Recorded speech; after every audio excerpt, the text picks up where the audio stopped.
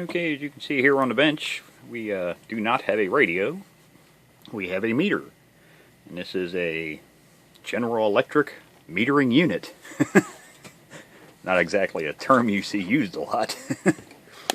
But I guess this would be the model number. It's CAT number, so I'm assuming that's catalog number 8943. 423G Golf 2, and then down here at the bottom left there's another number, NP137178. But and that's pretty much it for identification on it, other than it's a General Electric. But this is a RF milliamp meter. It has a 1 amp or 1000 milliamp range, 500 and 250 milliamps, and then it's also a AC/DC voltmeter.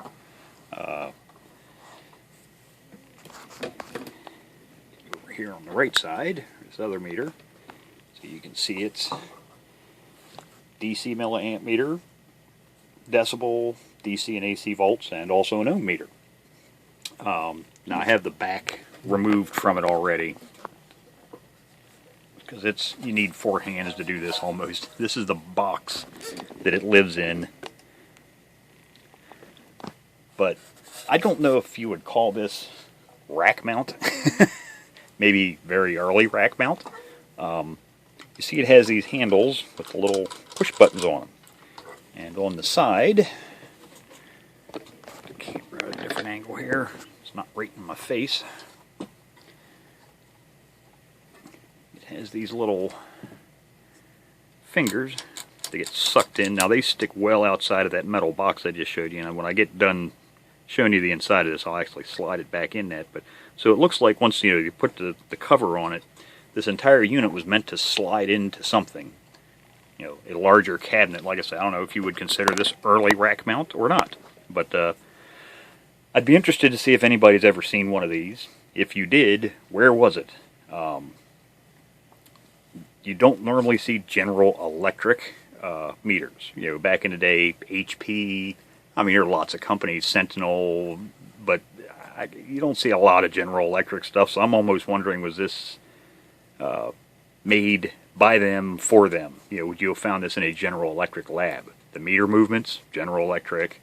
So, but here's the inside. I'm assuming this is, and it's probably be a very safe assumption, prior to 1956.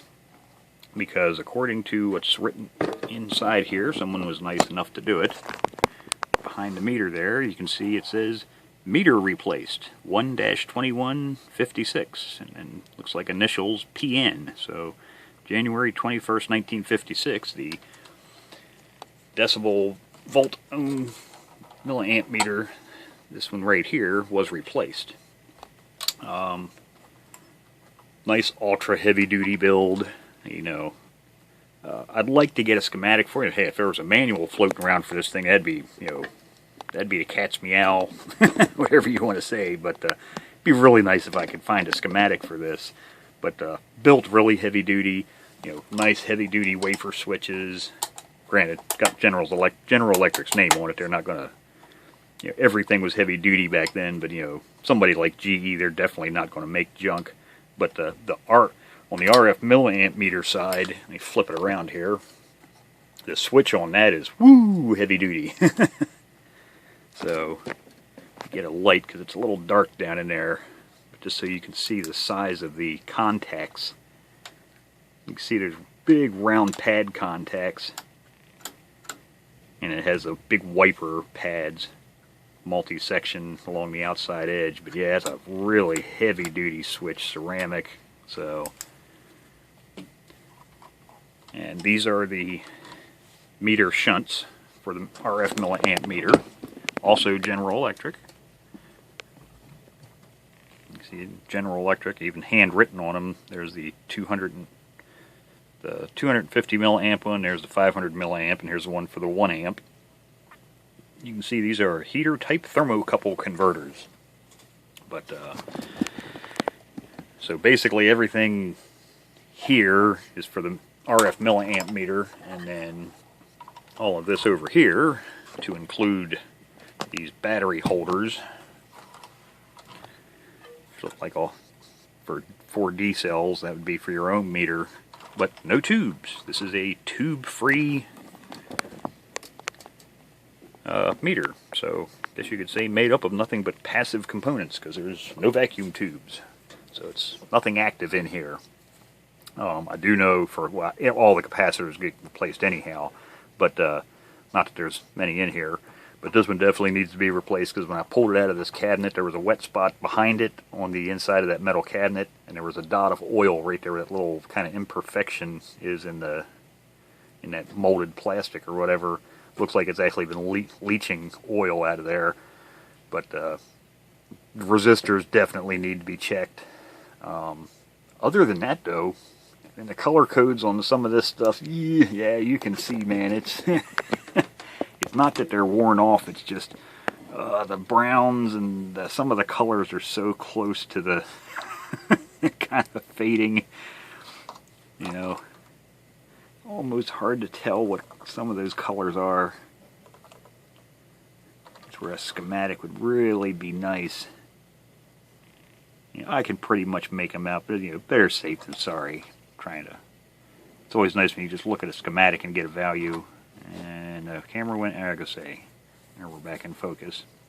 But that, and I won't even bother checking them. I'd just go ahead and replace them. But the mica molds here, it only has 3 of them in here. Not knowing if they're any good, because you do get silver migration in the older mica capacitors. So, like I said, there's only 3 of them in there, and modern dipped silver micas don't cost that much. I just stick 3 new ones in there. But like I say, very simple unit. It looks like there's actually only one adjustment in this thing, and that's that ceramic trimmer capacitor right there. So, other than that, there's really actually no adjustments.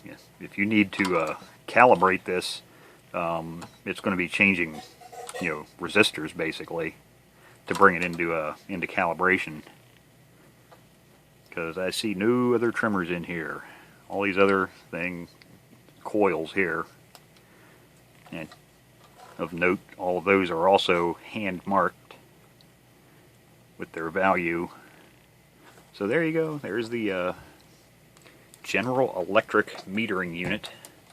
Like I say, if you've ever seen one, just be interested to hear. Even if it was in a picture in an old magazine or something, if you think you've seen one of those, like I say, I'd just be interested to know, was that something maybe GE didn't sell, but just used in maybe like in their labs or something. Actually, let me get it popped back in the box. I guess this is more of a shield maybe for the RF milliamp meter circuit than anything else.